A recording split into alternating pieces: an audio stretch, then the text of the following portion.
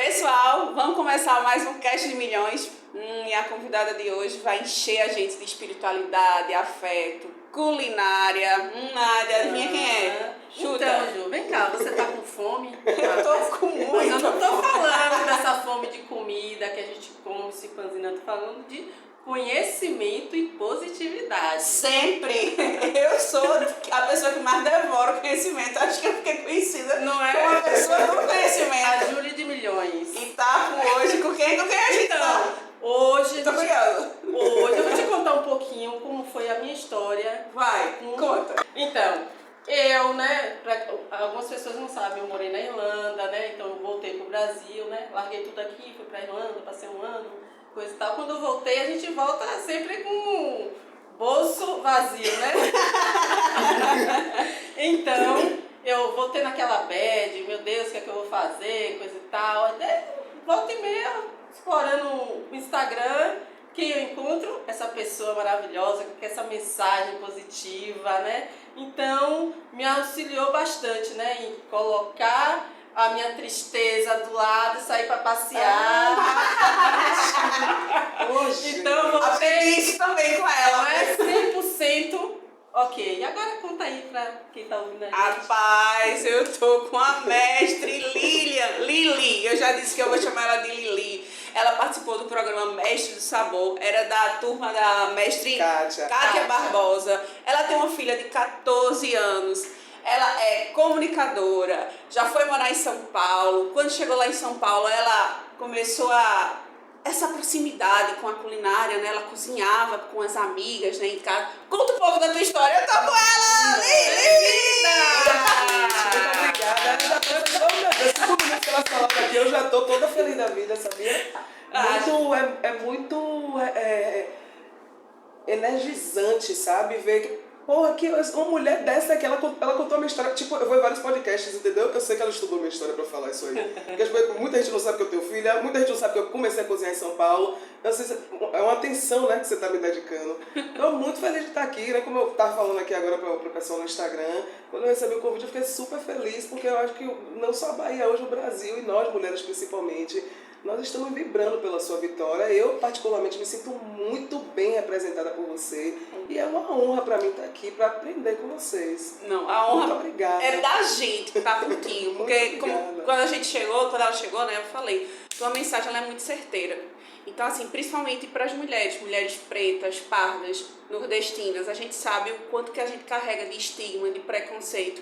E aí vem você com uma mensagem de luz, que empodera, que tira muitas pessoas, assim, de suas clausuras, né, de sua tristeza, né. Eu vejo muito o Instagram e a frase que Nádia falou é verdade, a gente tem que passear com a tristeza da gente, a gente tem que circular energia e a gente tem que realmente atrair pessoas que sintonizem vibrações positivas, porque eu acredito muito nisso. Eu acho que a minha vitória do milhão foi muito disso também. Eu emanei muito, eu queria muito, eu desejei muito e joguei pro universo. Então acho que tudo meio que casou. Então pra mim também é uma honra estar aqui com você nesse programa que a gente está começando, é um projeto que a gente está construindo e tê-la é uma satisfação, Toda minha, muito obrigada. Seja bem-vinda! Muito obrigada, estou muito feliz de estar aqui, gente. Já que vocês falaram sobre isso da tristeza, eu já vou começar a falar logo. Engraçada essa história, né? A internet leva a gente para lugares que a gente não faz ideia. Quando eu falei sobre isso, foi no podcast de doutora Ana Beatriz Barbosa. E aí a minha equipe fez um recorte e colocou esse recorte na internet, que foi esse vídeo aí que vocês viram. E no vídeo eu conto a história do dia, né, que aconteceu, que eu recebi uma mensagem que me deixou triste e tal. Uma semana depois que eu postei esse vídeo, eu recebi uma mensagem de uma pessoa me agradecendo muito pelo vídeo. E aí me falou, poxa, eu conversei com minha terapeuta hoje, mostrei o seu vídeo, ela é super sua fã, eu queria lhe agradecer, porque eu tô praticando na minha vida, eu também tô levando minha tristeza para funcionar. E desligou o telefone e aí eu fiquei pensando assim, ó, essa pessoa que acabou de me falar isso não sabe que a pessoa que mandou a mensagem e me deixou triste foi ela. Eu fiquei assim, ó, nem imagina. A própria pessoa que me mandou a mensagem ligou depois me agradecendo por eu ter falado aquilo, porque ele pegou a tristeza dele e levou pra passear. Aí eu fiquei, caramba, eu não vou cortar a onda dele agora, eu não vou contar, depois eu conto. Cara, Porque tivesse a oportunidade de contar. A mensagem, vou contar depois eu conto. Agora ele Porque a vai saber, mensagem viu? se ele assistir ele vai saber. Mas eu fiquei e falei, rapaz, como a gente vai vivendo Sim, assim, né? é. Nem percebe Nem as percebe. coisas, né? Que vão acontecendo. E ao mesmo tempo, como realmente o que a gente planta aqui bate com a gente ali na frente, né? A vida é uma. Tanto pro ruim quanto pro bom, né? Sim, A gente eu vai acredito aprender nisso. e a vida vai. Mas conta aí, como é que tu se descreve? Quem é Eu, Lili? rapaz, eu sou uma mulher com muita fé na vida. Eu acredito muito em mim, assim, e eu sou uma pessoa que eu me exploro muito, assim, eu tento reconhecer os meus potenciais, eu falo, vou usar. Todas as oportunidades que eu tenho, tudo que acontece na minha vida, cada convite eu enxergo como uma oportunidade mesmo. Eu falo, poxa, o que é que eu, além de ir ali dar uma entrevista, o que é que eu posso deixar, o que é que eu posso trazer, né? O que é que vai nascer naquele momento ali. Então eu sou uma mulher muito otimista, muito cheia de fé e que acredito muito nas oportunidades da vida. Tu falou uma coisa que se aplica muito a mim, acho que também a Nádia, que é assim, a gente não nasce pronto, né? Não, a gente vai construindo. Graças a Deus, graças filha, a até o Deus. último dia a gente tem trabalho para fazer. E eu acho importante a gente passar essa mensagem pra galera, principalmente assim, a maioria das pessoas que me seguem são mulheres. Sim. 80% são mulheres que se identificam muito na minha história e se identificam muito com você, não tenho dúvida. Sim. Então eu acho que se você puder passar essa mensagem, puder conversar e dizer assim, não, a gente não tá pronto, a gente não é um produto que nasce já pronto, a gente vai se construindo e tá tudo Isso, bem. eu tenho um pensamento de que o grande trabalho da vida da gente é a gente. Exatamente. Eu não acho que o meu trabalho é a minha profissão, eu sou comunicadora e sou cozinheira. Eu acho que eu vim para essa vida para me lapidar, né? Eu sempre falo assim que o nosso trabalho é a vida. Muita gente nem entende quando eu falo isso. Para mim, o meu trabalho é a minha vida. É cada dia eu ir ali plantando, não só essa educação que a gente procura, científica, ou em várias fontes, essa educação formal que forma o pensamento, não. Eu acho que essa coisa também de se conhecer, de se perceber, da gente sonhar em ser daquele jeito e a gente se transformar como você falou, você projetou, você pensou, você jogou pro universo, da gente fazer isso, poxa, eu quero estar ali, ó, naquele lugar. E a gente sair trilhando, o que é que eu faço para chegar lá? Eu vou fazer tudo. E aí, quando eu estiver lá, eu vou olhar e falar, caramba, eu estava ali, eu falei que eu cheguei, agora eu vou para onde? Sabe? Eu acho que movimento mesmo que esse lance de levar a tristeza para passear, mesmo que você não esteja muito feliz, mas quando você se move, a situação muda, sabe? Eu sempre falo isso, é movimento, se movimente, levante da cama, se movimente, faça qualquer coisa. Se a gente fica só falando, Sim, eu ontem peguei um Uber, e ele me falou assim, era meia-noite, ele falou pra mim, eu tô trabalhando desde 7 horas da manhã. Eu falei, velho, eu não faço isso com você, não. Eu fiquei com o coração triste na hora, né? E aí ele me contando que ele chegou da Itália e que ele agora tá aqui fazendo corre, que ele quer voltar pra lá e que não sei o quê. E aí já foi mudando meu pensamento. Eu falei, na mesma hora eu falei pra ele, Lincoln, o nome dele, eu falei, vai acontecer, velho. Vai acontecer, sabe por quê? Porque tem muita gente que fica sonhando, e aí fala assim, poxa, mas eu sou pobre, eu não vou conseguir. Poxa, mas eu sou preto, o Brasil não gosta de preto. Poxa, mas eu sou mulher, o Brasil não gosta de Você mulher. atrai aquilo, essa energia. E ele não, sabe o que ele fez? Ele alugou um carro e foi pra rua, ele tá puxadão, né? Realmente eu fiquei com dó dele. Mas ele tá fazendo o corre dele, eu tenho certeza que vai acontecer pra ele o que ele tá sonhando. Também. Porque ele tá nesse movimento. Então, quando alguém me pergunta assim, Lili, o que você diz aqui pra gente? Que conselho que você dá pra gente? Eu falo, tenha fé e se mova, se mova. Se mova. Eu já vivi algumas situações, você também vai viver, já deve ter vivido você também, né? Principalmente trabalhando com a internet, em que pessoas têm expectativas que a gente não vai suprir nunca, porque é a expectativa dos outros, e aí elas se decepcionam com a expectativa delas mesmas, e aí elas começam a falar coisas da gente. Sim. Inventar coisas da gente. E essa semana eu pensei muito nisso, né? Há 20 anos atrás, eu tenho uma grande amiga, Thaís, que foi minha colega de colégio, e a gente entrou na mesma faculdade. Aí um dia a gente estava conversando, ela falou pra mim assim, essa sua amiga fulana, ninguém gosta dela. Aí eu olhei pra ela e falei assim, eu gosto dela, tanto que eu só ando com ela. Aí ela olhou pra mim e falou, e é por isso que tem muita gente também que não gosta de você. E eu olhei pra ela, aquilo me deixou tão maquiada, mas hoje, sabe qual foi a conclusão que eu cheguei? Não hoje, depois, né, que eu absorvi aquilo. Que tem gente que não gosta da gente mesmo, não. Tem gente que eu não gosto também.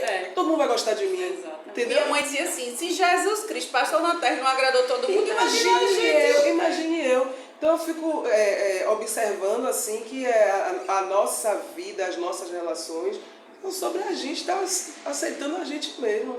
Porque tem muita gente, cada coisa que acontece. E aí eu pensando também que o que as pessoas falam da gente, olha como é maluca a vida.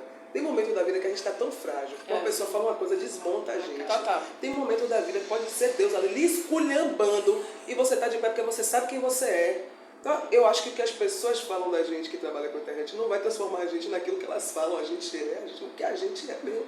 Isso eu não tô nem aí mesmo. Aí tem gente que fala assim, você é daquela do falei bem, falei mal, falei de mim. Eu digo, não, sou daquela que eu não quero nem saber o que eu tô falando de mim, porque minha energia tá no meu foco. No meu trabalho, eu aponto ali, é pra onde eu quero ir, é pra cá que eu vou. É estabelecer uma meta e correr atrás dela. Exatamente. Acho que a vida para todo mundo é difícil, todo mundo tem a sua dificuldade. Os altos e baixos. Né? O meu trabalho, eu sempre falo que o meu trabalho é a coisa que me dá mais tesão na minha vida. Eu amo o que eu faço, eu amo ter a oportunidade de trabalhar, falar. Principalmente depois que eu percebi que quando eu estou, por exemplo, eu estando aqui, né, ainda mais com vocês, eu sei que tem várias mulheres que vão olhar e vão se enxergar mesmo, sabe? E assim, a nossa linguagem, apesar de sermos mulheres intelectualizadas, inteligentes, estudiosas, a gente tem uma linguagem que atinge todo mundo. A criança entende o que a gente está falando. Exato. Né? Outro dia eu estava na rua e veio um gari e falou comigo, você é aquela moça? Aí eu sou. O porteiro do meu condomínio, um dia, quando eu fui morar logo lá, ele, Ana Lídia, eu queria falar um negócio com a senhora, o que foi? Onde é que você tira tanta inspiração para tanta coisa linda? Ao mesmo tempo, Djamila Ribeiro, sabe, uma pessoa que me admira muito, a gente tem uma amizade, me escreve também, a filha de Mário Sérgio Cortella, né? Então, assim, tem muitas pessoas intelectuais que me seguem, ao mesmo tempo tem o Gari, o motorista do Uber, o porteiro, então, assim, o mais importante da comunicação é que se faça entender, né? Sim, e que você inspire também. E é uma coisa que unifica, mostra que todo mundo é igual, porque se atingiu o Djamila Ribeiro, se atingiu o Gari, que tá todo mundo, que pra mim é das profissões mais importantes que tem na sociedade, é uma comunicação que está abrangendo todo mundo. E é uma comunicação real, porque o que eu falo nesses textos que eu gravo são as minhas vivências, né? Tem muita gente que fala que eu tô dando indireta pros outros. Eu falo, gente, eu tô dando indireta, mas eu tô dando direta para mim. Outro dia uma pessoa se chateou comigo e falou assim, você fala tanto sobre relações humanas, eu pensei que você já tinha entendido. Eu falei, eu falo sobre relações humanas em voz alta para eu ouvir e aprender, porque eu sou um ser humano. Ninguém é perfeito, né? A expectativa daquela pessoa é que eu fosse perfeita, né? A gente tá sempre aprendendo, errando, se reconstruindo. E vai errar, faz também, parte do processo de crescimento. E isso também de saber que a gente erra, eu peguei o meu, eu errei sim. Posso mudar, posso melhorar, me incomodou, eu vou mudar. A gente pode, a gente tem que parar de achar que a gente fulano nasceu daquele jeito, vai morrer. Não é assim a vida não, gente. Se a gente se olha para o mês passado, a gente já mudou. E a gente literalmente tem a oportunidade de meter a mão na vida da gente e mudar tudo. Graças a Deus. Na vida dos outros, não. Mas na nossa a gente vida, pode mudar exatamente. tudo na nossa vida. Tudo. Agora me diz uma coisa. Eu sempre gosto de perguntar às pessoas com quem eu converso, né, como é que foi a infância. Porque eu acho interessantíssimo, porque olhar para trás, né, ver de onde a gente saiu, como a gente construiu e chegou até o momento. Me conta um pouquinho aqui como foi a sua infância. Foi maravilhoso. Eu sou nascida e criada no Bonfim, na beira-mar, atrás da igreja do Bonfim. Então eu tive uma infância, o meu quintal era maré, né? Minha brincadeira era com meus amigos da rua, era tudo, no final tava todo mundo na maré, todo dia, de noite inclusive. Meus pais foram duas pessoas que trabalharam e estudaram muito para poder dar uma boa educação para mim e para meus irmãos. Somos 3, eu sou caçula, são 2 homens e eu, Guto e Dan. E eles trabalharam muito para a gente ter essa educação e era uma família com muito amor e muito suporte o tempo todo. Assim, eu tive meu pai e minha mãe sempre presentes do meu lado, meus avós também foram morar com a gente, os meus tios, a minha família é uma família bem unida, muito amorosa. Eu estudava no Colégio São José, que é um colégio católico, e eu sempre falo que eu sou essa pessoa que eu sou hoje, porque eu tive a oportunidade de estudar naquele colégio. Apesar de hoje eu não praticar a fé católica, eu tenho muita fé que foi plantada ali, né? Os meus melhores amigos são de lá, e aquele colégio me deu educação mesmo, que abriu a porta na minha vida em muitos lugares. E a minha mãe, ela é de um movimento da Igreja Católica que chama Sociedade de São Vicente de Paulo, que tem no mundo todo. É uma obra que trabalha com caridade. E minha mãe aqui na Bahia é uma das pessoas... São Vicente de Paulo. Isso, que já está há mais tempo, né, nesse trabalho. Tem uma história com São Vicente de Paulo. Então ela viajou muito pelo Brasil e pelo interior da Bahia, palestrando sobre generosidade, para trazer para as pessoas para esse trabalho. E eu acompanhei ela muitos anos. O que eu estou fazendo hoje É exatamente o que minha mãe sempre fez. Só que hoje a gente tem internet, entendeu? Mas é a mesma coisa. Tudo que eu falo, tudo que eu vejo, Sim. e isso melhorou muito a nossa relação também, né? Isso me melhorou muito como pessoa e fez eu me aproximar demais da minha mãe. Nossa relação, assim, acho que a gente se encontrou nesse lugar da fala, da generosidade, do amor, da fé. Né? Então eu tive uma infância que me permitiu ser essa mulher que eu sou hoje. Eu tive uma infância incrível. Maravilha. A questão da de São Vicente de Paulo, eu fui pro Haiti. Sim. Em 2011, eu fui cobrir as eleições do presidente lá, Jean-Bertrand Aristide. Ele estava tentando se reeleger. E aí eu acabei escrevendo um livro, reportagem. Passei um tempo lá no país e escrevi um livro. E eu conheci as obras de caridade das freiras de São Vicente de Paulo. Pois é. E aí eu fiquei encantada, assim, porque elas ajudavam a uma escola de crianças escravas. Nossa, é muito lindo o trabalho. O slogan deles é a caridade em ação. Que é esse lance do movimento. Exatamente. Né? Porque assim, eu acredito que existem exércitos que são necessários. Por exemplo, tem aquela galera que faz retiro espiritual que fica só na oração, na concentração. Eu acho que isso é necessário para o nosso mundo. Sim. Né? Eu acho que tem gente que não tem religião nenhuma, mas que faz aquela sopona e vai pra rua distribuir. É super necessário. Sim. Eu acho que essa galera que se movimenta pela caridade também é super necessária. Eu acho que são pequenos exércitos que vão formando esse cordão de amor mesmo. Porque não precisa demais, né? É até pouco o que tem. Exatamente. Mas a Sociedade de São Vicente de Paulo faz um trabalho incrível. Né? Eu conheci de perto, assim, muito lindo. Aquele trabalho, assim, de crianças desnutridas e eles tentando conseguir, né, atingir a meta do peso e também tentando elaborar melhor a questão, porque assim, o que acontece? No Haiti muitas pessoas morreram. Sim. E é muito doloroso ver o processo de escravidão. É uma escravidão inversa ali. Como eu digo inversa, é porque os pais morreram e aí as crianças ficaram vagando pelas ruas do país. E aí vem outras famílias, não é uma escravidão de branco com preto, é uma escravidão de preto com preto. Eles adotam para trabalhar. E aí eles adotam para trabalhar. E é muito cruel, assim, porque imagine aquela criança totalmente vulnerável, perdeu, né? tudo, e é uma criança escrava de uma família que, vem cá. E na linha, assim, de prioridades, lá no Haiti, e eles falavam isso, primeiro é aquela pessoa que tem mais chance de sobreviver. Porque falta tudo lá, falta comida, falta tudo. Eu vi lá uma reportagem uma vez que a galera comia biscoito de barro. Eu comi biscoito de barro. Eu precisei realmente entender um pouco aquilo. Eu comprei vários discos assim, trouxe de lembrança. A gente não sabe, a gente é uma poeira e se acha. Sim, exatamente. Rapaz, a gente não é nada desse corpo da gente aqui, se a gente cair ali, bater a cabeça já foi. E eu fiz um paralelo, sabe, Lili? Assim, das favelas brasileiras. Não estou falando que não existe problemas, existe. Mas assim, das favelas do Haiti, nada se compara. Você entra numa favela, você vai ter, dentro de um barraco, você vai ter luz, você vai ter energia, você vai ter um gato net lá, você vai ter até a TV a cabo, sua geladeira fraquinha, mas tem lá suas coisinhas, assim, tem a dificuldade, mas lá não tem nada. Não tem nada. Você não tem... Eu não sei se o que eu vou falar é ignorância, porque eu não conheço a história do país, mas assim, eu acho que o nosso país é um país muito rico mesmo. Sim. Muito mal governado. Uhum. Eu acho que a gente aqui, de certa forma, tem acesso a algumas coisas. Sim. E pelo que você está falando lá, parece que eles não têm nem acesso a nada, né? Na época que eu cheguei lá, estavam tendo um surto de cólera e as pessoas estavam morrendo porque não tinha 50 centavos para comprar sabão. Era bem isso. E assim, eu fiquei muito impactada com tudo que eu vi. Não tinha estrutura de saneamento, faltava água, faltava comida. Então, assim, conhecer o trabalho das freiras de São Vicente de Paulo, assim, me tocou muito, assim, porque ela fazia todo o trabalho de conscientizar aquelas famílias que pegaram aquelas crianças órfãs e se tornaram escravas, em francês chama reste avec, ficar com... E ela dizer, olha, vamos fazer assim, ela é escrava pelo menos depois da aula. Mas enquanto ela estiver aqui na aula, a gente cuida dela, a gente dá comida, a gente dá... Aí depois quando ela largar, você fica com ela. Meu Deus. E é difícil. Uma das coisas que eu leio no seu livro, me impactou bastante, é que você conta que lá, por exemplo, tem uma família que tem 5 pessoas, né? O pai e a mãe têm que escolher apenas um para ter acesso à educação, porque lá é tudo muito caro. Tudo muito Então caro.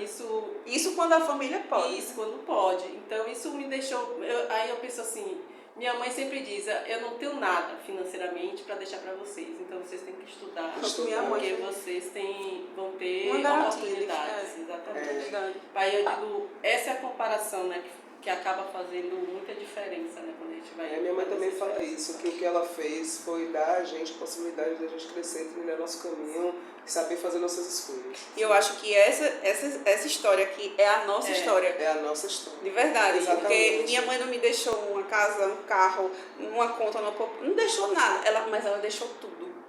Ela deixou a educação. E eu me dei conta disso. Assim, o poder que é a educação quando ela faleceu.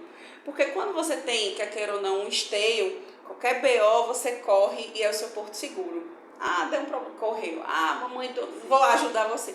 Quando você se vê só no mundo, e aí você entende, cara, mas ela te deu uma ajuda para tu estudar, ela estava do teu lado, tu estudou, tu tem um diploma, tu é jornalista, tu pode correr atrás, tu pode conseguir um emprego, tu pode, através desse emprego, conseguir conquistar as tuas coisas.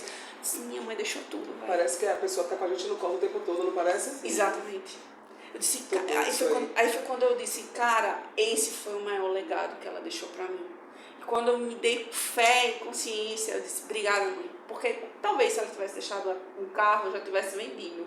Se ela tivesse deixado uma casa, eu já tinha vendido. E talvez eu não tivesse a capacidade de fazer a gestão daquele volume de dinheiro, daquele patrimônio, tão bem se ela não tivesse deixado a educação. E com a educação, hoje eu tenho uma casa, hoje eu tenho um carro. Tem 1 milhão, meu filho. Tem 1 milhão. Mas Lili, pessoal, tu estava falando da tua mãe, né? Com muito amor, e a gente falando aqui das nossas mães. Muito fofa, rapaz. Mas aí a gente pesquisando, né, que eu tava mergulhando na tua história. E me encantou muito a tua relação com a culinária e a ancestralidade, né? Acho que não existe a sua culinária, eu acho que a maioria das culinárias assim, não existe sem resgatar o passado, a ancestralidade. E eu queria saber a importância da sua avó nisso tudo. Maria, minha avó é tudo.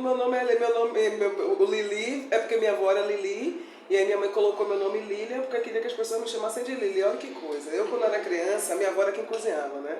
Meus pais saíam para trabalhar e eu ficava com minha avó e com meu avô em casa. Minha infância foi toda assim. E teve um período que... Olha eu mexendo no microfone. Teve um período que meu vestido abriu aqui. Quem sabe faz ao vivo, somente. Teve um período que minha casa estava em obra e o lugar da casa era a cozinha.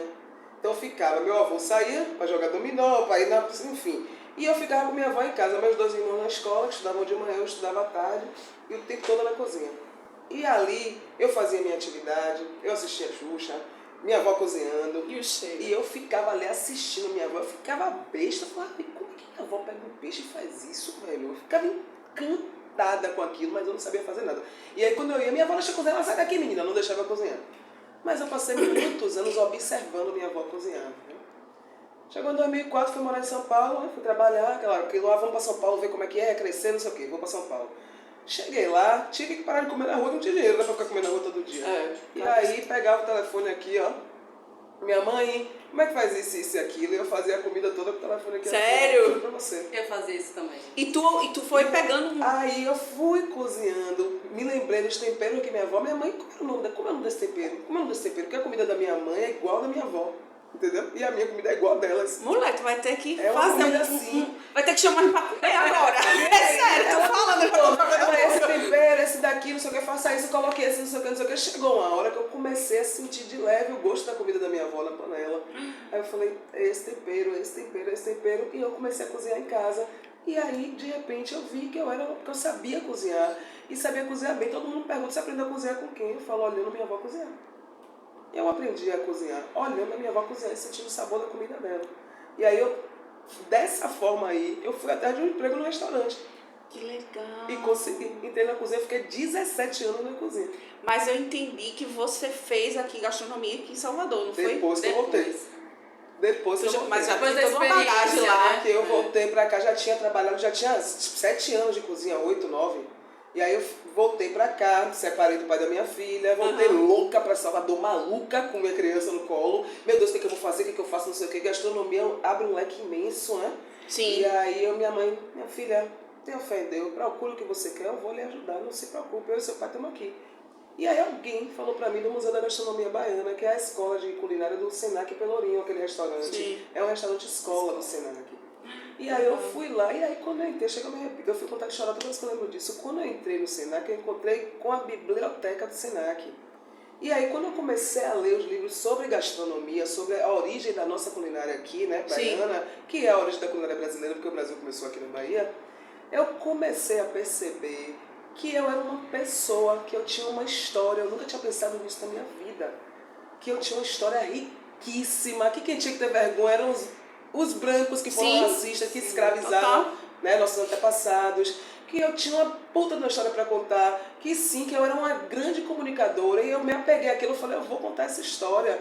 Eu virei uma comedora de livros do Senac, eu era a aluna mais chata da sala. O professor falava, conta 2 mais 2, aí eu, 4. Eu que falava tudo. Menina, eu era uma chata naquele Senac, porque aquilo ali fez eu me descobrir como uma produtora de cultura. Aquele lugar, aquela escola, aquela biblioteca, ali eu me tornei uma cozinheira profissional, com técnicas de cozinha e tudo mais.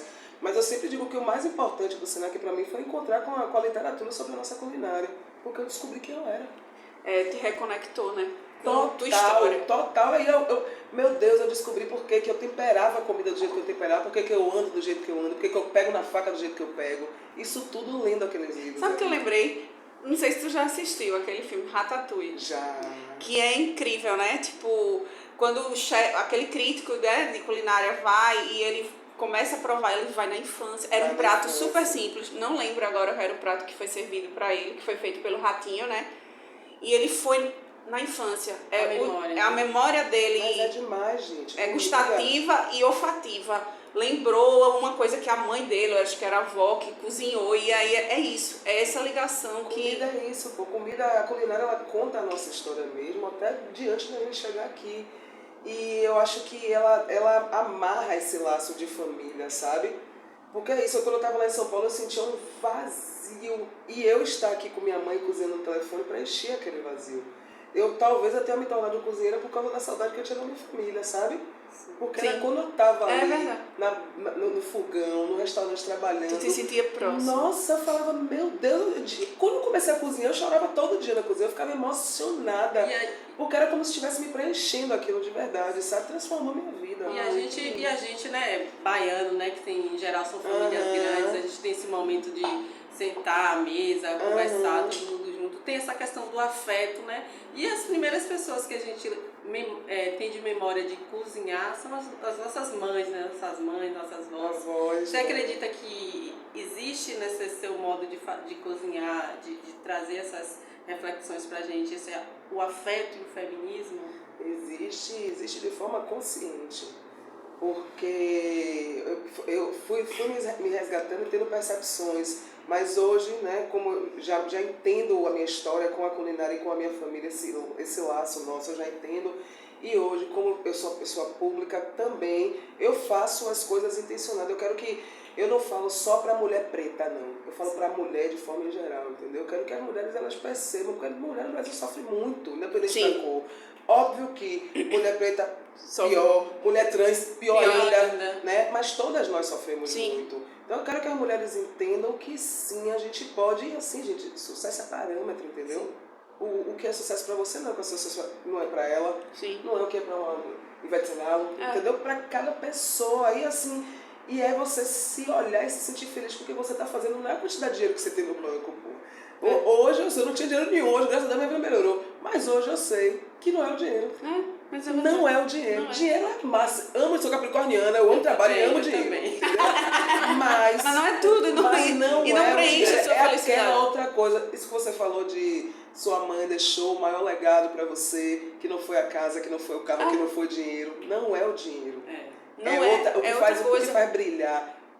O dinheiro é demais, mas... É uma consequência o dinheiro, mas não é isso. Não é dinheiro. São outras referências que movem a gente. É igual o diploma da faculdade, né? Uma vez eu ouvi uma coisa interessantíssima, um colega falando que o diploma da faculdade, na maioria das vezes, é pra fazer a pessoa que não tem o diploma se sentir infeliz porque não tem. O que acontece? Pra mim, o meu maior aprendizado na faculdade não foi o que eu aprendi na sala de aula, não. Foi entender o universo mesmo. Sim. né? Foi eu sair do muro, pular o muro da faculdade, foram as relações feitas ali dentro, foi a perspectiva de trabalho, de profissão, de mundo, porque na universidade a gente, a cabeça cresce, né? Amplia, você vai né? para outro lugar. E eu parei pra pensar, eu falei, poxa mesmo, tem tanta gente aí que é tão foda nessa vida e que não fez faculdade, pô.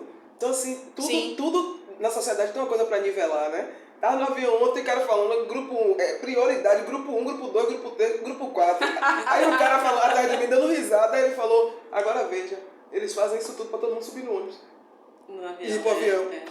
Pois é. É aquela coisa. No fim, todo mundo vai. Gente, tá todo mundo indo pro mesmo beco nessa vida, até boi, vai todo mundo pro mesmo beco, todo mundo tá vivo, vai pro mesmo lugar depois, pô. Então é muito mais, eu acho que é a gente se conhecer, a gente perceber o mundo, abrir a cabeça, que isso que a gente tá achando que é roxo aqui agora, amanhã pode estar amarelo e muda.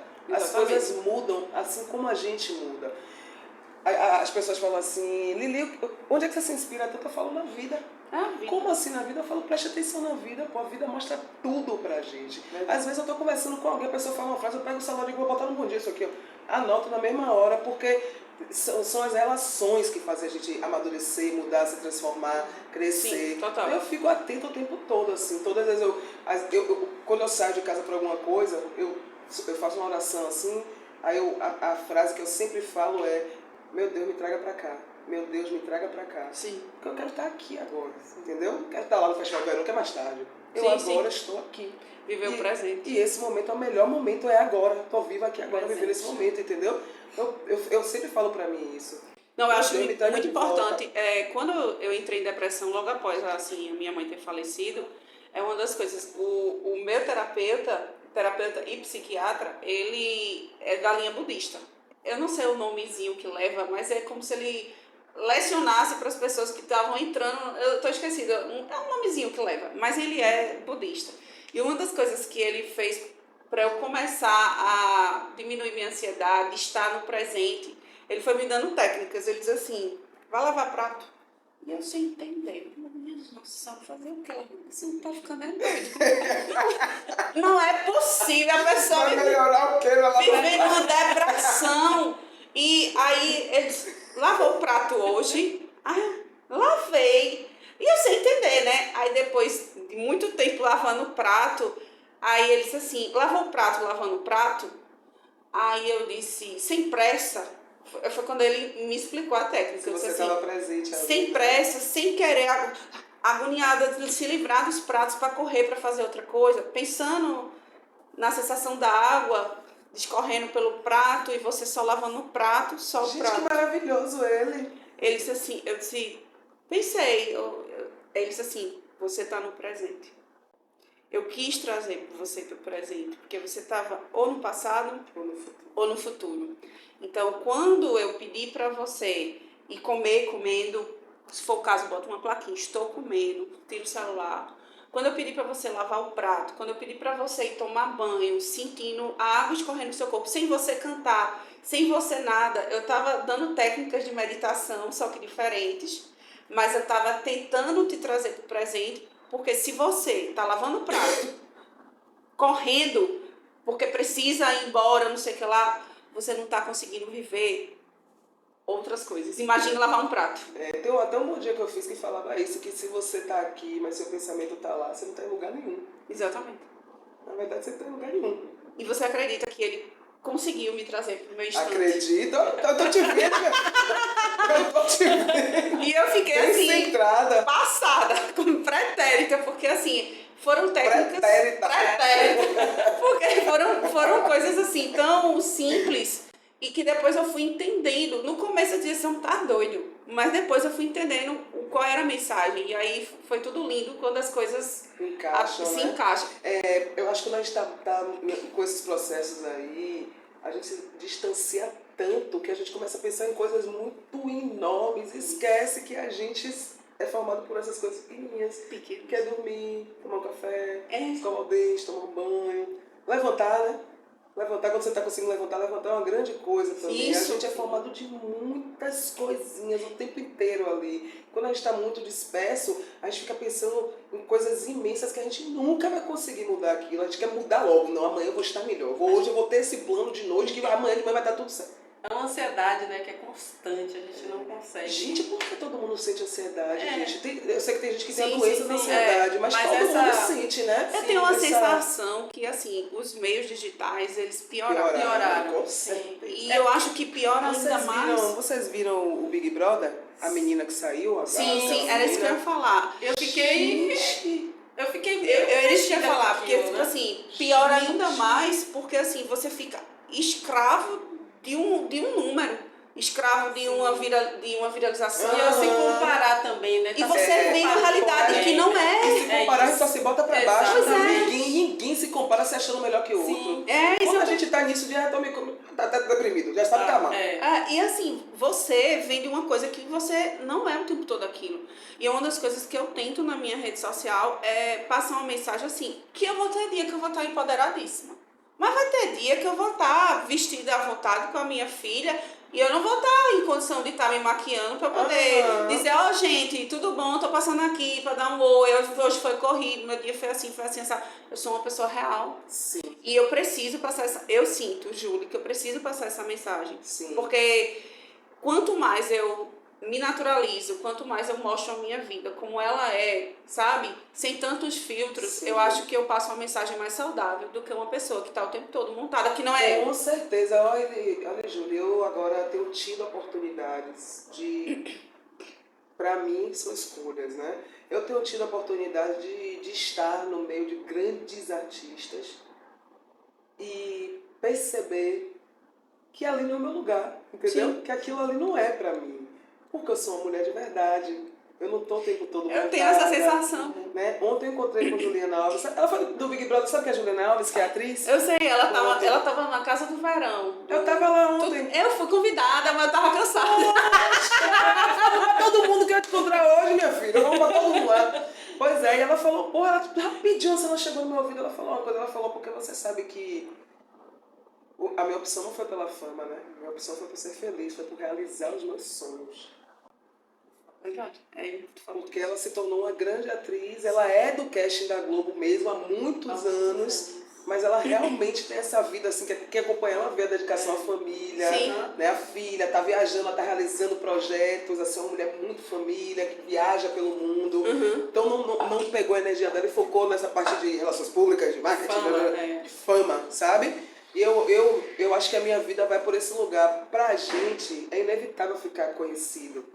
É inevitável, entendeu? A gente virou pessoa pública mesmo, pronto, as pessoas conhecem a gente. Mas eu sou uma pessoa pública de verdade, eu tenho vários problemas na minha vida. Sim. Eu tenho tristeza, eu falo sobre tristeza. Eu não vejo essa galera que anda montada o tempo todo falando de tristeza, nunca. E eu fico feliz o tempo todo, é feliz o tempo todo. Quando por trás você sabe até que a pessoa tá cheia de problema, mas fica mostrando assim.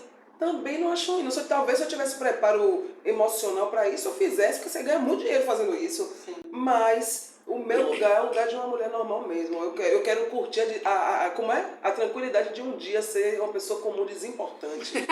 Verdade. Sabe? De boa ali. Porque o risco disso, de vender uma coisa que você não é o tempo todo, é quando, por exemplo, chegou no Big Brother da vida, descortinou um problemaço ali. Esse Big Brother tá um babado.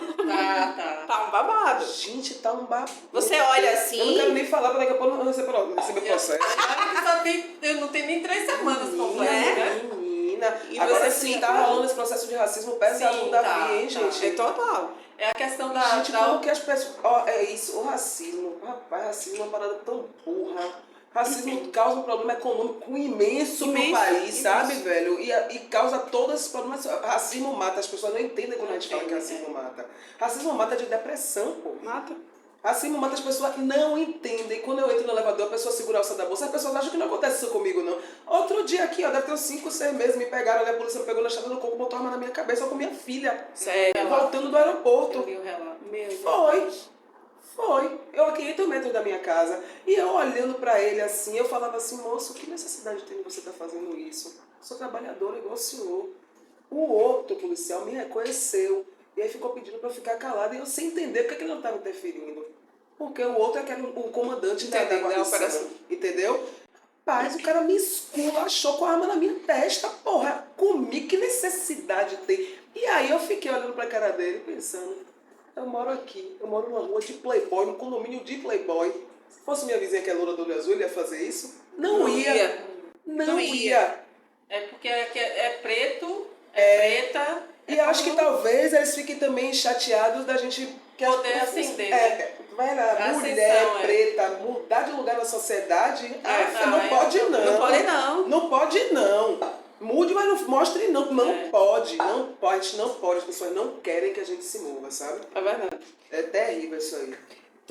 A gente tava lendo, né, sobre tu estudou jornalismo em São Paulo. Publicidade. Aqui na Católica. Na Católica, mas depois tu foi pra São Paulo. Depois eu fui pra São Paulo. Trabalhar lá. Trabalhar tu com sentiu comunicação. uma diferença, assim, do mercado de trabalho daqui pro de lá? Não só do mercado de trabalho. Eu senti uma diferença. A primeira coisa que aconteceu quando eu cheguei em São Paulo, a primeira mudança que eu vi em mim, radical, foi que eu fechei meus dentes. Eu só andava rindo. O tempo todo. E aí eu percebi que eu estava trabalhando num lugar que os seguranças do lugar estavam achando que eu estava dando mole para eles, porque eu chegava de manhã, bom dia, sorrindo, bom dia. E aí eu percebi que as pessoas de lá não são assim. Meu Deus do céu! Foi. E aí depois, como eu morava no centro, eu comecei a ver coisas do tipo assim, faz muito frio, em São Paulo tem umas coisas que parecem boca de lobo, que sai um ar quente, os meninos de rua dormindo em cima daquilo, e a pessoa andando, trabalhando, passa por cima como se fosse saco de lixo. Então assim, foram muitos impactos, muitos impactos. Trabalho lá, eu não parava de trabalhar. Lá, São Paulo é um lugar, você pode, vou dizer a você pode não ter uma carteira assinada, mas você trabalha. E isso pra mim em qualquer lugar. Não tem emprego, mas trabalho tem, né? Eu, quando fiquei sem emprego aí, há uns anos atrás, fui vender caldo sururu na praia. Porque eu sou cozinheiro, eu falei, não vou ficar sem meu dinheiro não, eu vou pra rua. Sim, sim. Mas lá, as pessoas são muito mais... Eu não sei se elas demonstram, e aqui a gente não demonstra tanto, mas existe uma competição mesmo, e uma competição até perversa, de certa forma, de eu vou passar por cima dele mesmo, é trabalho, então eu não estou fazendo nada de errado, não. Entendeu? Eu vou inventar uma mentira com o seu nome, para minha chefa, mas é porque trabalho é minha oportunidade. É lei que vale tudo. Entendeu? Então, assim, eu percebi essas coisas e, por outro lado, também, eu pude aprender muitas coisas muito legais, porque São Paulo é uma cidade muito acelerada, né? Sim. É tudo muito rápido, então muitas coisas acontecem. Então São Paulo é um lugar que quando você vê, você está podendo conversar com um empresário tomando café, você está podendo conversar com um professor de universidade, você está com um fotógrafo na mesa, então você vai também tendo a possibilidade de adquirir muito mais experiência. Isso foi a minha vivência lá em São Paulo. Né? E lá em São Paulo, tu já ficou conhecida como chefe Lili ou só aqui? Não, como foi a história? Quando eu voltei para cá, como eu parti da comunicação social, eu já conhecia muita gente aqui. Eu sempre conheci muita gente aqui em Salvador. Sempre. Quando eu fui para lá, eu aí trabalhei com comunicação um período e aí fui para a cozinha. E aí, quando eu fui para a cozinha, aquela Lili ali morreu, nasceu outra mulher. Mesmo, sabe? Foi uma outra vida que nasceu, novas amizades, novos lugares. Ficou meio que esquecida ali a comunicação social. E aí eu fiquei nesse processo de cozinhar. Quando eu voltei para Salvador, eu fui para o Senac estudar. E aí eu comecei a trabalhar com a chefe de cozinha de Salvador, que ela me levava para uns eventos com ela e ela palestrava. E quando ela palestrava, eu ficava olhando para a cara dela assim. A história que ela estava contando era a história da nossa família, porque ela era uma mulher branca, rica, milionária. Mas ela contava uma história da vizinha preta que deu uma colher de pau. Que era a tua história! Não, a história de outra mulher. Era a nossa história, mas não era a dela. Rapaz, eu fui pegando um ar com aquilo, eu ficava lá sentada. A primeira que eu fui, O quê? Aí na segunda eu... Como assim? Na terceira eu olhei e falei, eu vou me demitir, quem vai contar essa história sou eu. Com propriedade. Foi. E aí, meu irmão, eu caí pra dentro, eu falei, como é que eu posso fazer? O que é que eu posso fazer? Nessa época aí, um professor do Senac meu falou, menina, vá trabalhar, você tá pronta, vai representar a gente. Os professores do Senac ficavam assim comigo, né? E aí um professor do Senac me vendeu um tabuleiro de acarajé, disse, você vai fazer evento, você tá pronta pra ir trabalhar. Me vendeu um tabuleiro. Eu aí fiz o quê? Fiz um flyer com uma foto minha, fiz uma pesquisa sobre essa história, juntei várias informações, criei um texto, coloquei nesse flyer, coloquei em cima do tabuleiro. Ali foi quando eu comecei a falar. E aí as pessoas chegavam lá, caramba, Lili, uma história curtinha, eu contava assim, sobre a origem da baiana de acarajé até hoje, né? Sim. Bem resumida assim. Nossa, Lili. E aí um dia me ligaram da TV Bahia, Lili, você quer vir aqui falar sobre isso? Aí depois Legal. disso, a galera do Senac começou a me chamar, eu virei referência dentro do Senac, assim, quando eu vou no Senac hoje, a galera para a aula para me levar na sala para falar com os alunos, né? E aí eu comecei realmente a falar sobre isso na internet, eu comecei a dar aula de acarajé e abará, e a minha aula tinha uma contextualização histórica antes. Sim. Eu comecei a andar na Feira de São Joaquim, porque eu ficava pensando, caramba, velho, como é que eu sou da Cidade Baixa e eu não conheço, eu cozinho culinária baiana e eu não conheço a Feira de São Joaquim. Comecei a andar na feira sozinha, eu ia pra feira, eu ficava andando dentro da feira. Perdi o medo completamente, porque as pessoas criam um mito de que a feira é um lugar perigoso. Não é. É um lugar que você precisa respeitar, porque tem gente que tá ali desde a Feira do Sete. Você sabe a história da Feira de São Joaquim? Não, esse Peraí, eu não vou conheço. contar. E aí, comecei a andar lá, comecei a conhecer as pessoas da feira, a história da feira, comecei a me identificar demais com aquilo. A feira eu falo pra todo mundo, qual é o seu lugar preferido de Salvador? A Feira de São Joaquim. Se eu estiver feliz demais e eu sumir, eu tô lá. Se eu estiver triste demais e desaparecer, é lá que você vai me achar. É tipo uma feira de Caruaru? A Feira de São Joaquim, assim, é o meu lugar de poder, mas é a feira que possibilitou a sobrevivência da população baiana no fim do período colonial. Nossa, que Porque legal. a maioria da população era gente ex-escravizada, Sim. que não tinha dinheiro para nada, né? Então, em volta da feira ali, além de ter trabalho que era para carregar peso, Sim. tinha a possibilidade de se alimentar de uma forma muito Digna. barata, né? Com a xepa, as mulheres negras que cozinhavam dentro da feira, faziam uma comida tipo de R$1, assim, para que esses homens pudessem se alimentar e trabalhar. Até hoje a feira é o maior centro de comércio a céu aberto da América Latina, a Feira de São Joaquim. Ela recebe 5 mil pessoas mais ou menos por dia, né? De 5 a 10 mil pessoas por dia comprando. É um lugar que possibilita ainda essa alimentação e sobrevivência da classe mais baixa e hoje da classe média e alta, porque a galera compra, os maiores restaurantes compram os insumos lá também na feira. E a feira de São Joaquim, ela surgiu na década de 30, na frente do galpão número 7 da Codeba. Sabe ali no comércio? Sim, sei. O nome da Feira de São Joaquim, o primeiro nome da Feira de São Joaquim foi Feira do Sete. E aí, quando chegou na década de 60, se eu não me engano foi na década de 60, precisou expandir o porto de Salvador. Sim. E eles pegaram a galera e jogaram pra Água de Meninos. Aí foi a Feira de Água de Meninos. Na Feira de Água de Meninos, eles trabalhavam ali embaixo, ali em cima era o Barbalho. Ali em cima moravam os barões e ia construir uma fábrica da Shell.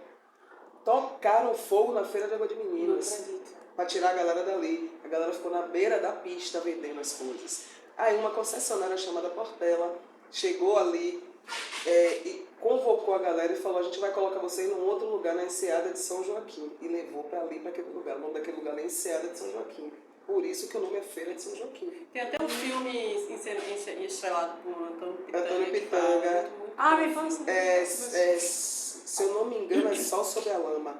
Tem dois filmes da feira. Tem 2 filmes, né? Um com Antônio Pitanga e um com outro ator, que eu não lembro o nome dele não, que é um louro, assim, que eu sei que ele era bem... Alguma coisa da Rei, o nome dele. Bem das antigas, assim, o ator. Mas as pessoas falam assim, quando alguém fala a palavra resistência na minha frente, eu falo: você conhece São Joaquim? Porque São Joaquim é uma feira que tem hoje, assim, 4 gerações de pessoas lá dentro, sabe? Entendi. Quem me contou essa história toda foi seu Altavan, que é uma pessoa que o pai dele foi da Feira do Sete. Eita. Ele foi da Feira de Água de Meninos e ele está lá até hoje, trabalhando. Entendi. Ele foi um não quero amigo que eu conhecer. fui dentro da feira, ele me contou essa história toda. E aí o que foi que eu fiz? Criei um projeto dentro da feira, A gente... que é a aula tour na Feira de São Joaquim. Pra mim, é a coisa mais linda que eu já fiz depois de ser embaixadora das obras sociais de Irmã Dulce.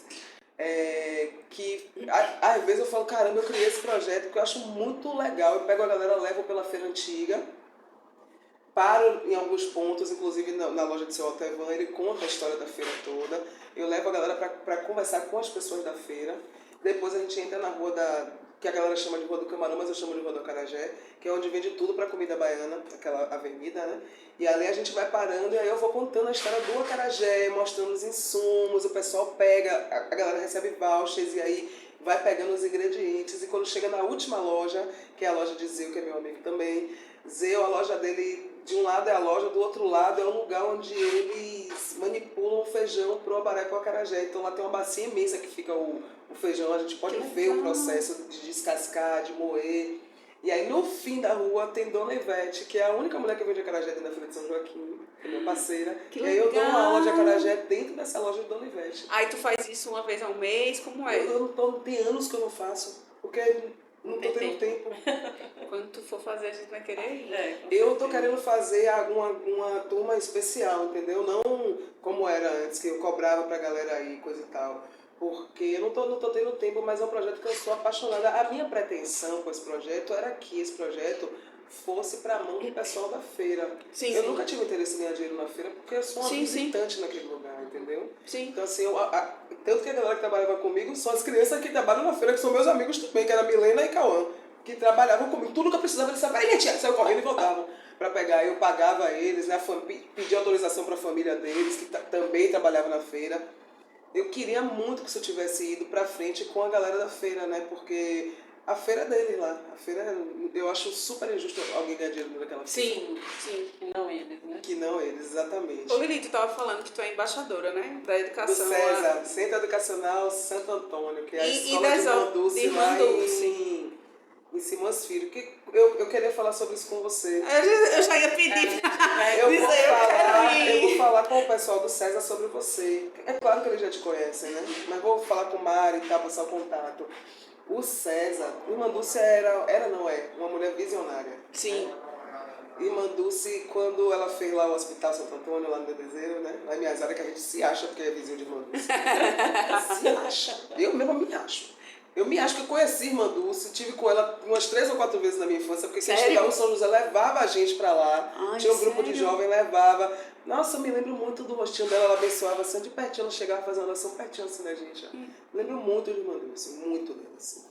E ela, lá no Hospital Santo Antônio, chegava muita família pro hospital com criança. E ela se ligou que aquilo não era ambiente para uma criança saudável, entendeu? Sim. Então ela começou a procurar um lugar para fazer um orfanato, uma creche, um orfanato, um lugar para acolher crianças órfãs e as que estavam com os pais doentes, mas que ela não queria que ficasse no hospital.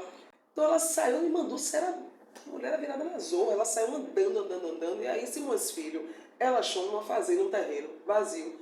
Ela foi atrás de Lomanto Júnior, que era o governador, foi lá no pé dele, ele toma, mandou, se deu o terreno para ela. Ela fundou uma creche, ela fundou um orfanato, uma casa de acolhimento e começou a levar essas crianças para lá. E aí ela fez uma escola de panificação. Ela fez o primeiro pãozinho com a mão dela, que hoje é a Dulce Natura, que é essa fábrica que faz esses produtos todos. Que eu compro pão. Produto de altíssimo, dali. Ele manda para mim todo mês uma cesta maravilhosa, tudo uma delícia. E ela criou isso com a intenção de manter o César. E hoje a fábrica da Dulce Natura é lá no César. É um lugar imenso, lindo. O César acolhe 900 famílias, não só as crianças, as famílias de Simões Filho.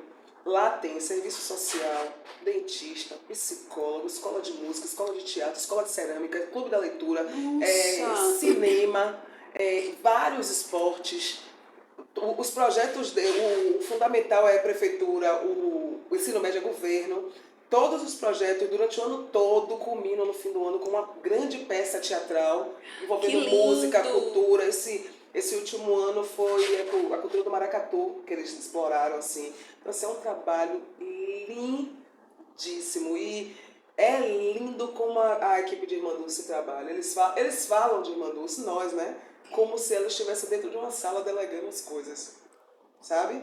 É impressionante aquelas pessoas como amam aquilo e como sabem que estão cumprindo uma missão de Irmã Dulce. Eu sou apaixonada por Irmã Dulce. Eu acho que ela é realmente assim, e ter a oportunidade de ver, de ouvir, de estar perto dela, pra mim. Nossa, eu criança já sabia que aquilo era muito especial, entendeu? Sim. Todo mundo criança já sabia que estar com ela era uma coisa muito especial. Eu lembro, eu com 8 anos, assim, a primeira vez que eu vi ela, quando ela chegou, a gente ficou assim, aí todo mundo criança assim, chorando, emocionado, porque ela veio perto da gente e abençoou um por um, falou no ouvido de um por um, assim, sabe? Ela é muito, isso é a nossa santa, né, minha gente? Não, com certeza. A santa é minha vizinha lá no meu bairro. Apesar da aparência frágil, né? Quanto que ela não fez, não é? Aquela mulher, eu não sei não, ela tinha 1,5 m de altura e ela morreu bem menor, porque como ela tinha problema respiratório, ela se encurvou toda pra frente, sabe? No entanto, velho, irmã, quem construiu aquele hospital ali foi ela. Quem construiu aquele hospital foi ela. Irmã Dulce construiu aquele hospital. Eu conheci o hospital, a parte que ela tá sepultada, né? E é como tu falou, né? As pessoas que trabalham, é mágico. É mágico. Eles falam assim como se ela de fato tivesse... Mas ela tá. Aquela casa é ela, o projeto é ela, as crianças são ela, sabe? Ela está. E quando você vai lá, você vê que ela tá lá, você sente. Isso. Parece que ela tá dentro de uma sala sentada. O tempo todo você fica na casa, parece que vai se encontrar com ela. Porque é ela, aquilo tudo é ela ali. É muito lindo. Muito Aí lindo. eu disse, não, na oportunidade eu já vou dizer, se Não, vocês eu vou. precisarem de mim, Nossa, eu acho que a galera de lá vai enlouquecer. por favor, E aí eles contem comigo. me convidaram para ser embaixadora para a educação. Sou eu, Taíque, que é a jornalista, Daniel Cade, esposo de Vete, quem mais? E uma menininha, como é o nome dela? É Manu. Esqueci o sobrenome dela agora, é uma criança também. Ai, que legal. Somos nós. Pois o que vocês puderem contar comigo, podem me Eu explorar. vou botar pilha na galera lá para você ir também com a gente aí, juntar nesse time. Com certeza, tô dentro, viu? Pode contar comigo. Legal. Agora, voltando um pouquinho para a questão do que você contou sobre o pertencimento da Feira de São Joaquim, com essa questão da Minha culinária. mãe aqui, ó, mandando parabéns pela entrevista. Minha mãe, ela vê tudo meu, ela curte tudo, ela comenta tudo, eu adoro. Correta, nem for melhor, não tem. Eu adoro esse público, meu filho. Olha aqui, tava bem ela aqui. Diga, meu querido. Então, como é que você observa, porque hoje você já é uma pessoa que é famosa, tem seu restaurante, depois a gente vai querer saber um pouquinho como é que funciona esse restaurante. Como é que você vê o mercado da gastronomia para as mulheres negras, né? Porque a gente vê muito, quando se pensa em chefe, o estereótipo que a gente tem, né? Homem, branco, em geral, nem brasileiros são. Então, como é que você percebe? Difícil. Eu tô sem restaurante. Sim. Eu fechei meu restaurante durante a pandemia. Na verdade, eu fechei sem inaugurar. Eu montei o restaurante todo, a pandemia chegou. Eu fechei sem inaugurar. Meu escritório de E comunicação. aí eu fiquei depressiva, lascada e comecei a fazer as mensagens de bom dia. É Entendeu? isso. A gente sempre tem uma coisa que nos motiva, né? Uma virada. Não, porque tipo, na pandemia eu não tinha o que fazer, porque fechou o restaurante, não podia entregar delivery, não podia fazer nada, eu com a dívida de 300 mil. E aí eu falei, vou fazer o que agora? Eu vou entrar agora no buraco, não é ficar aqui sofrendo. E aí quando eu tava lá, eu fui, sempre quando eu me sinto muito perdida assim, eu vou pegar um caderno que eu tenho antigo, que tem um monte de coisa escrita, sabe? E aí quando eu abri esse caderno assim, ó, tava escrito assim, ó, quem come guarda come duas vezes, que era uma frase que minha avó falava demais. Aí eu olhei assim, eu falei, rapaz, esse caderno tá cheio de ditado que eu sempre copiava porque eu acho interessante demais. E eu pensava, pô, um dia eu vou fazer uma coisa massa com isso aqui. Falei, ó, acho que chegou a hora agora. Eu aí fiz o primeiro vídeo. E aí foi indo. E o negócio só... E aí eu, no início, eu fiquei me cobrando muito porque eu estava cozinheira por muito tempo e as pessoas me cobrando muito o meu restaurante e eu me cobrando muito porque eu construí tudo e não abri. E aí eu comecei a fazer esses vídeos e hoje, rapaz, eu agradeço tanto a Deus. Se eu estivesse dentro do restaurante, eu não ia ter tido todas essas possibilidades.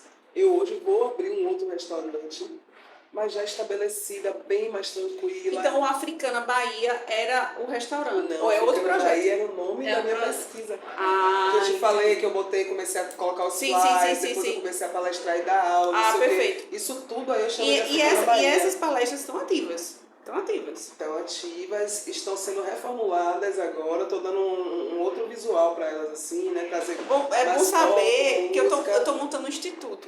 Ah, é? Eu estou montando um instituto onde o meu objetivo, eu já estou realmente me mobilizando, me movimentando, como diz a história, conversando com algumas pessoas, já conversei com a governadora de Pernambuco, já conversei com donos de empresa do Polo de Camaçari, estou indo para o Rio agora. O que é a ideia do instituto é viabilizar a oportunidade para as mulheres por meio de bolsas de ensino, de educação via Enem, por meio de parcerias com empresas para poder empregar as mulheres. O que eu quero com isso é tentar fazer com que elas tenham autonomia financeira, sabe?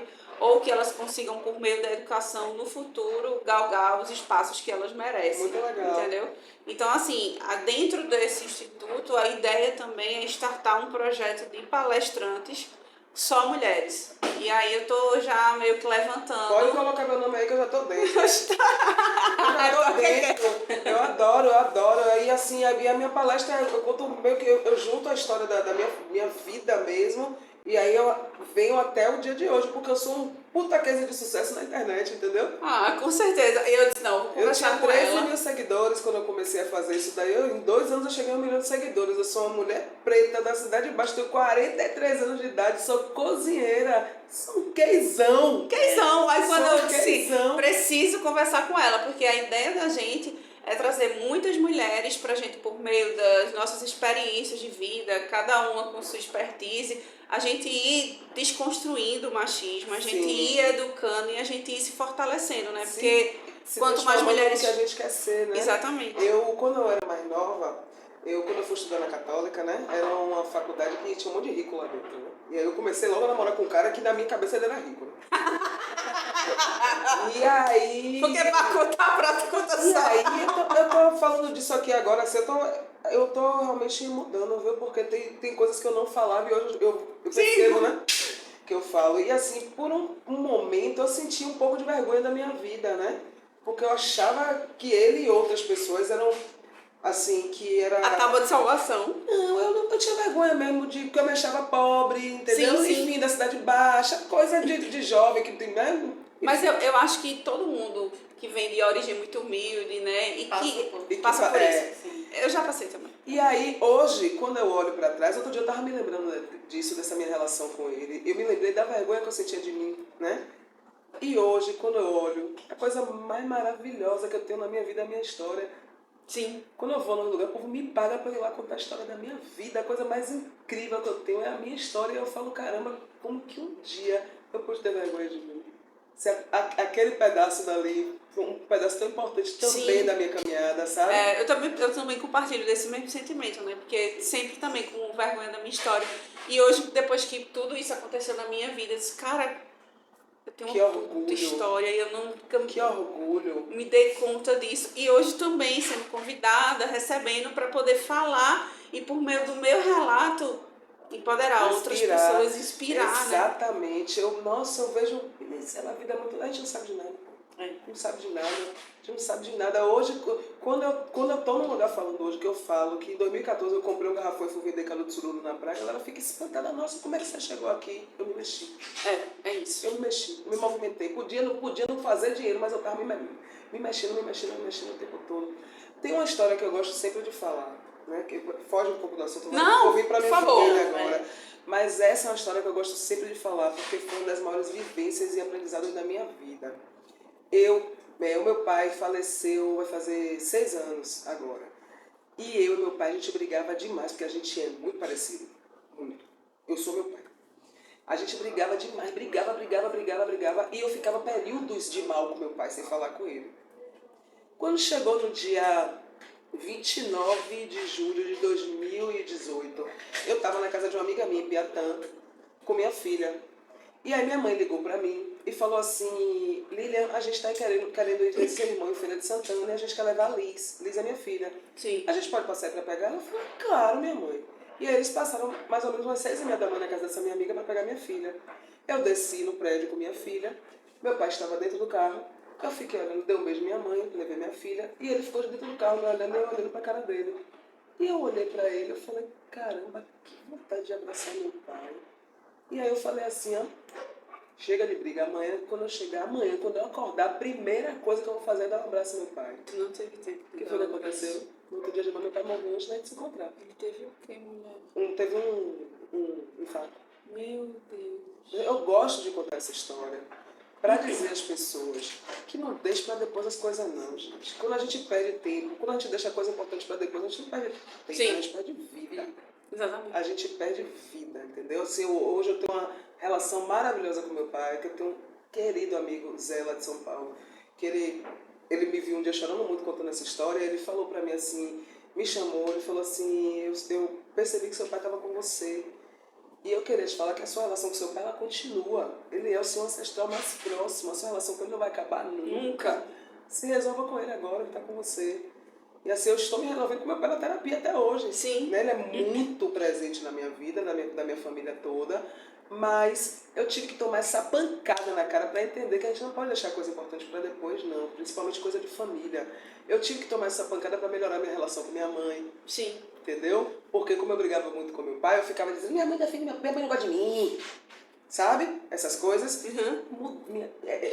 Eu perdi meu pai, né? Infelizmente, mas recebi uma lição da vida que hoje eu procuro olhar no olho das pessoas e falar o que eu estou sentindo. Sim. Eu procuro deixar as coisas Mais óbvias claras, ali. né? Eu procuro deixar as coisas resolvidas. Eu não acho que necessariamente, por exemplo, a gente é amiga, a gente deixou de ser amiga, a gente deixou de se falar. Eu não acho que necessariamente a gente tem que voltar a se falar sem reconciliar, não. Mas eu acho que a gente tem que fazer as pazes com a gente mesmo, entendeu? Sim, sim. E eu procuro muito me perdoar sempre. Eu errei, pô, todo mundo erra, eu errei, eu vou pegar esse meu erro, eu vou transformar no aprendizado, bora pro próximo erro agora.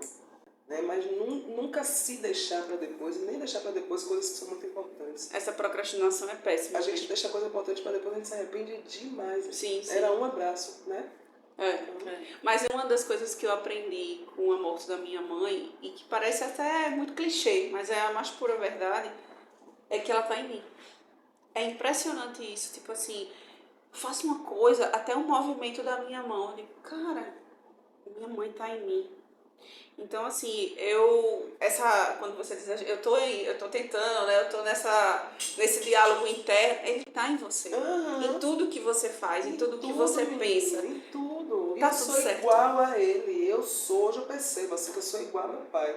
Igual, eu quero fazer, eu vou lá e faço, eu quero chamar todo mundo, eu vou lá e chamo, eu quero falar, eu falo. Muito igual ao meu pai. É igual aquela música de Elis Regina, né? Que diz assim, que somos como os nossos pais, né? E a outra também, Renato Russo, não é que você vai ser quando você crescer, igual seu pai e sua mãe. Exatamente. Exatamente. E graças a Deus, viu, porque minha mãe é uma figura maravilhosa, meu pai era um cara retado, danado, assim, sabe? Realizador, sonhador. E outra coisa que eu percebi também quando meu pai faleceu é que ele era uma criança sonhadora, assim como eu sou. Tem gente que fala pra mim hoje, mas você tá fazendo essa coisa de criança, eu digo, você não realiza seu sonho de infância? Não, naquela época eu não podia, não, já posso. Eu vou pra Disney, viu, tchau. A gente tem que realizar nossos sonhos, pô. Outro dia eu li um negócio que eu achei massa, falando que de todas as fases da nossa vida, a pessoa que mais conviveu com a gente é a nossa criança. Desde que a gente nasceu, a nossa criança tá com a gente. A que menos convive com a gente é a nossa velhice. É verdade. Mas a nossa criança, ela tá ali a vida toda dentro da gente. É porque eu tô com mais de 40 anos, eu não vou realizar meu sonho de criança. Vou sim. É verdade. A gente tem que se realizar sim. Se Frustrado é quem permitir, me fala pra gente não realizar. Né? É verdade. Porque as pessoas elas não conseguem se movimentar, elas se doem porque você se movimentou.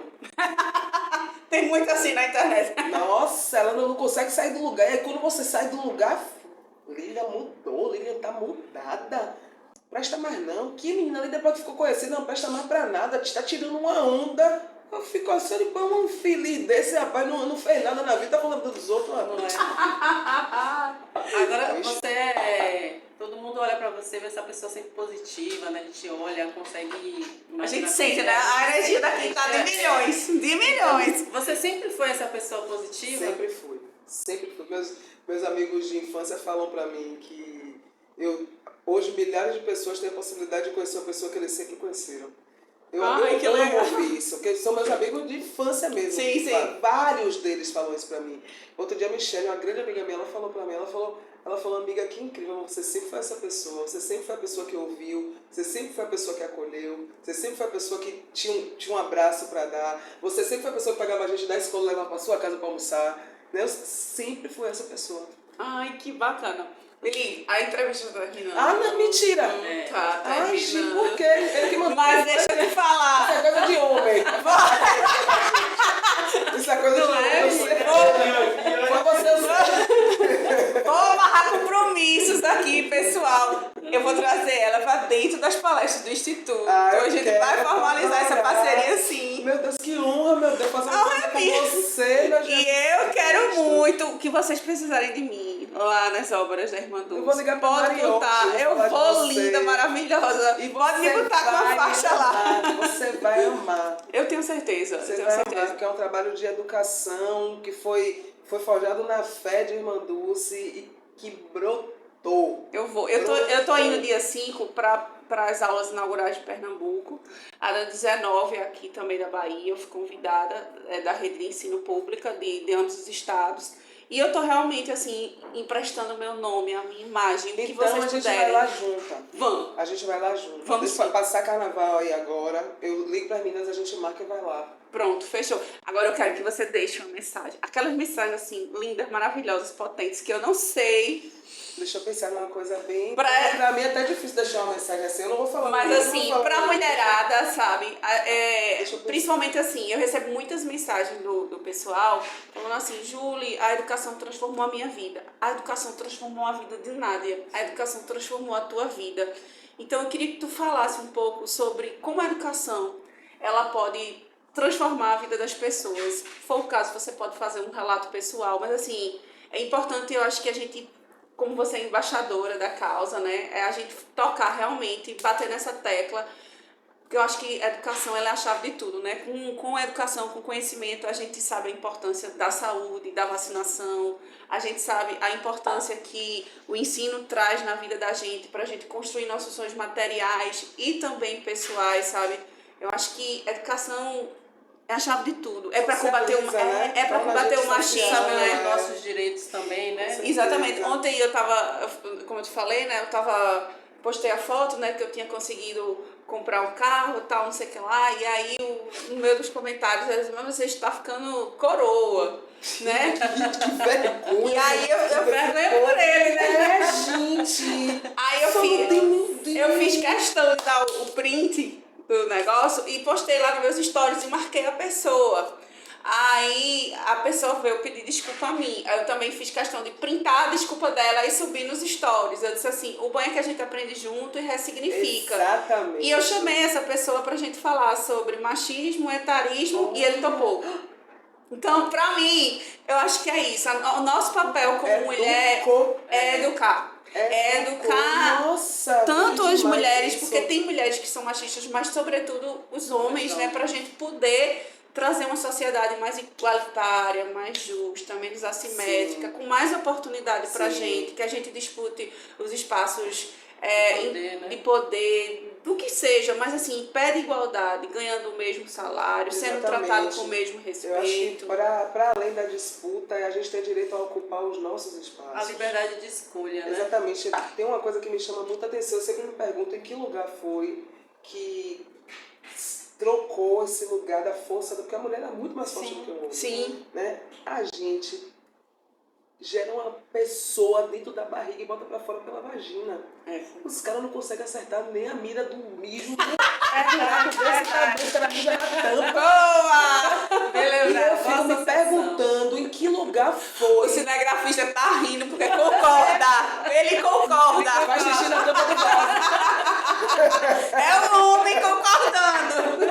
Eu fico me perguntando em que lugar foi que essa coisa se perdeu, que a mulher passou a ser a fraca e o homem é o fortão. O homem quando fica gripado, o rapaz fica parecendo que tá morrendo. Morto na cama. Eu quero minha mãe. Fica morrendo os caras. É verdade. Eu outro dia entrevistei uma menina, ela mexe cervejeira lá do sul do país.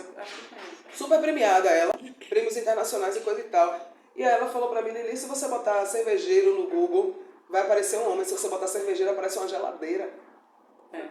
Diga aí. Diga aí, agora tu. Eu fiquei assim, e aí ela contando a história da cerveja. A cerveja é uma bebida das deusas egípcias. Como é que hoje cerveja é bebida de homem e tem uma sommelier, tem uma sommelier por aí, e quando você procura foto no Google, aparece uma máquina ali, sabe? Então, assim, Um pagamento, o que aconteceu com o mundo que a nossa força foi colocada nesse lugar de fraqueza, assim, né? E se você pegar, assim, até em relação... Eu hoje estudo muito porque eu quero ser diplomata, né? E o que a gente vê, assim, tanto na política doméstica quanto na externa, é que as mulheres, elas não têm o mesmo tratamento que os homens. Se você pegar, assim, tiver uma roda de conversa, tiver uma mulher que representa um executivo, são 10 homens, eles vão estar sempre muito agrupados e isolam a mulher das rodas de negociação. Então, eu acho que quanto mais a gente for realmente resgatando o nosso poder, a nossa presença, e eu acho que cabe a gente agora instruir. E se instruir. Exatamente. É realmente assim, educação, instrução, informação faz a gente ficar poderosa. Sim. De verdade. E eu acho que a instrução aliada a esse se mover, uma certa determinação. Sim. faz você chegar em algum lugar mesmo, entendeu? E eu acho que educação não é só a sala de aula, entendeu? Hoje a gente tem também acesso à internet, a outras fontes de educação. Mas a educação não é só conhecimento científico, não é só um diploma, não é só ler, escrever, saber fazer conta. Acho que é um conjunto de valores. De valores que a gente tem que estar muito atento para. Eu penso que, como eu falei aqui, às vezes a gente está conversando, alguém fala uma frase, eu já pego aquela frase, acho que de qualquer lugar pode vir uma informação que abre a mente da gente. Sim. Acho que é bem estar atento ao lugar onde você estiver, estar presente nas suas oportunidades. Não estou dizendo que a vida é fácil, porque eu sei que não é. Não estou romantizando nada. Eu, como mulher preta, eu sei que essa oportunidade que eu estou tendo de estar na internet, fazendo sucesso na internet, não é todo mundo que tem. Eu não vou dizer que é, porque eu sei que não é. Né? Mas eu acho que o estar atento a mim, estar atenta à história da minha vida, né? Hoje, estar atenta para estar presente nos lugares onde eu estou, porque o que eu posso receber agora é daqui que eu vou tirar, não é de lá de fora. Exato. Nesse momento. Acho que é muito importante abrir a cabeça com intenção de aprender e estar presente no lugar para receber o aprendizado de verdade. E entender que a gente realmente não pode mexer no outro não, mas na vida da gente a gente pode sim, a gente pode e deve se transformar em quem a gente quer ser. E eu acho que o teu relato, assim, que comunga muito com o nosso, né? A gente vem de uma história de altos e baixos, e quando a gente chega num papel de relevância, né? Tipo, um destaque, as pessoas conhecem a gente, tem essa visibilidade toda e tal. Cabe a gente agora, a gente poder construir uma sociedade melhor, mais justa por meio do nosso relato e chegar nas pessoas que a gente era lá atrás, assim, estava se construindo. Sabe esse lance de abrir a porta para os outros? Eu acho que essa porta é aqui dentro. A gente pode abrir essa porta para as pessoas. Exato. Entendeu? A gente que tem esse lugar para falar. É aquilo, entendeu? Né? Várias pessoas, a Glória Maria abriu portas, e aí a gente vai abrindo para outras, e eu acho que isso é um ciclo, sabe, bonito, que eu fico toda arrepiada, porque eu acho que a gente não vai conseguir evoluir e seguir longe nesse projeto assim de combate ao machismo e de uma sociedade igualitária se a gente não se unir e não der as mãos. Não existe. O sucesso da gente ele tem que ser um parâmetro para o coletivo, né? Porque sozinho a gente não é ninguém. Não é sozinho, não. Isso os homens sabem muito bem fazer, eles são muito corporativistas. Sim. Né? E a gente... O meu exemplo que eu dou, carnaval. Carnaval, se um cara estiver brigando 15 vezes, se mete, não sabe nem quem é. Não sabe nem quem é. Mas vai lá defender o passa dele.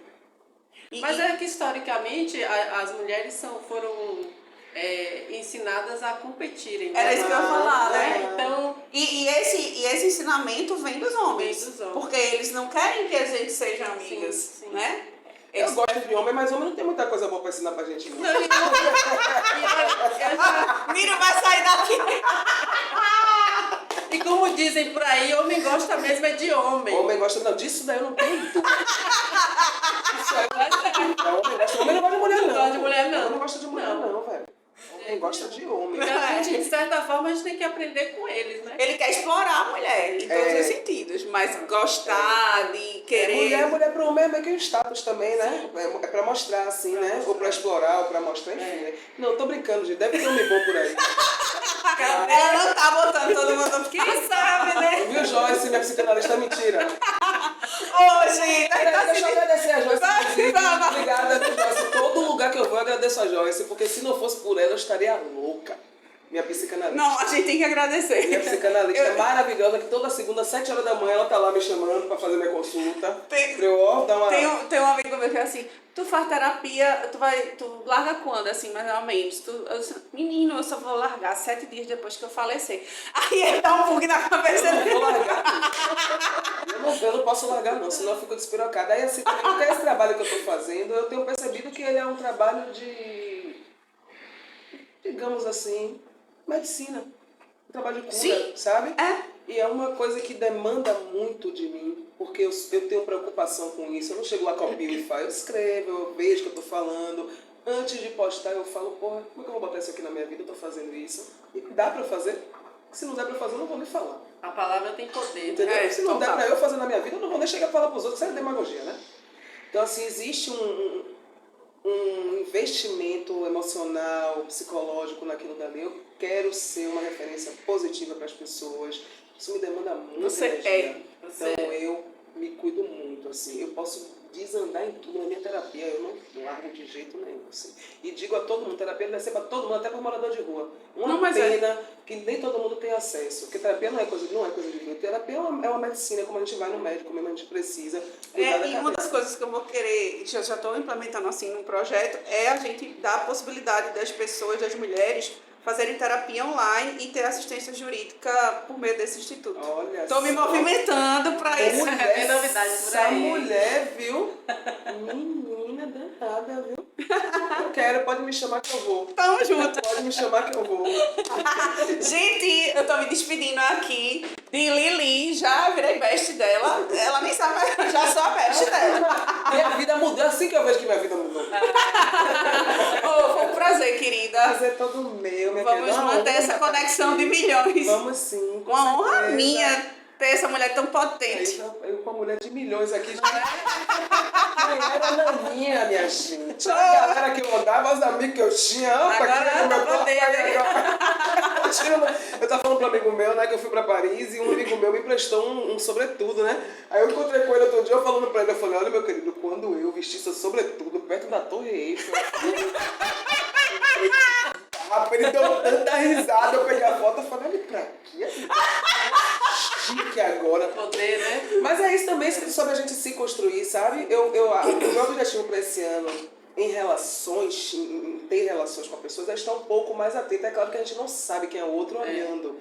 Mas eu quero ter muito cuidado com quem entra na minha vida. Porque eu já entendi que os nossos amigos mesmo de verdade são aqueles 5 que a gente traz na vida já. Sim. Podem vir novos, entendeu? Sim. Podem vir. Mas também vem muito maluco, doido. No meio do mundo. Então, assim, eu quero muito hoje prestar um pouco mais de atenção, né?